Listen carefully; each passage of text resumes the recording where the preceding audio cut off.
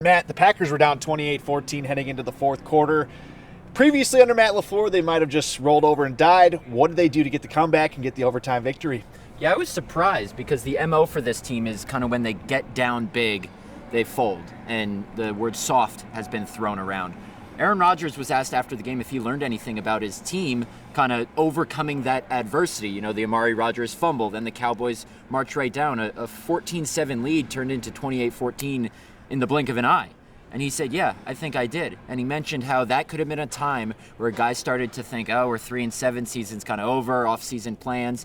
And they turned around and kept their season alive. It was really impressive. Rodgers, Christian Watson, the defense had a couple timely stops. I was really impressed, not only that the Packers got the win, but the fashion in which they did. Yeah, and you just talked about the wide receivers. One guy who just had a complete breakout game tonight, Christian Watson, 4 catches, 107 yards, 3 touchdowns. Coming back after 2 drops, what did you see from him today, and can he keep this going forward? Yeah, Aaron Rodgers said after those 2 drops on the opening drive, he went over to Watson on the sideline and said, ball's going to keep coming to you, buddy. Let's make a play. And we've seen in years past maybe Rodgers not go to guys like that after a couple early drops. Not only does he have the trust in Watson, he has to. He doesn't have anyone else that can really make a difference in the game like that. I was really impressed with how Watson responded. A couple big plays that kind of validated why the Packers took him in the second round. After a first half of the season that has been marred with injuries he can't control, up and down performance, drops not only today, but in past games. And today was a nice fulfilling moment for not only him, but the team and his family, as we saw his mom's reaction on Twitter as well. Yeah, let's talk about a guy who had another fulfilling moment. Cut by the Jaguars August 29th. Couple months later, he's making 2 crucial interceptions. Rudy Ford starting at safety today, Darnell Savage in the slot or in the nickel position.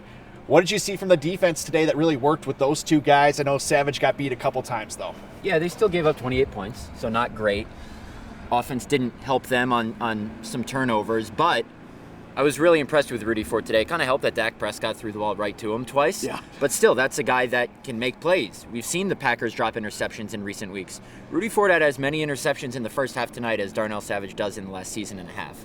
Joe Barry has said, Darnell Savage can be an unbelievable nickel. Today we finally saw them put it into place, and Joe Barry finally trusts Rudy Ford to go back there and make plays. And it wasn't just those 2 interceptions. He had a couple nice stops against the run, a couple nice tackles. I think that's something we could see in the future here with Darnell Savage kind of switching spots, if only because it allows Ford to show what he can do as well. And Rodgers kind of talked about in his press conference after the game that this could be the turning point. Is it the turning point? Can they keep it going? Tennessee Thursday night. I don't see why not. I mean, listen, they were going to play the Giants, Jets, and Commanders, and we said, that's 3 wins right there. They'll go into Buffalo or Orchard Park, New York, 6-1, lost all 3 of those games. Now, these are 3 games we thought they would lose, a shoo-in against the Cowboys, Titans, and Eagles. Who knows? It's an intangible feeling, but I really got the feeling from being in that post-game press conference that this might have sparked something. This was the turning point after last week's rock bottom that could flip something around. If the Packers can beat the Cowboys, why can't they come out here and beat the Titans? Eagles might be a different story. But Titans on Thursday on a short week, they've stopped Derrick Henry here before. Why not? Yeah, I think they only need to go 5-2 to make the playoffs. 9-8 could get them in. It got the Eagles in last year. One game at a time, John. One game at a time. But Matt, thank you so much for your time.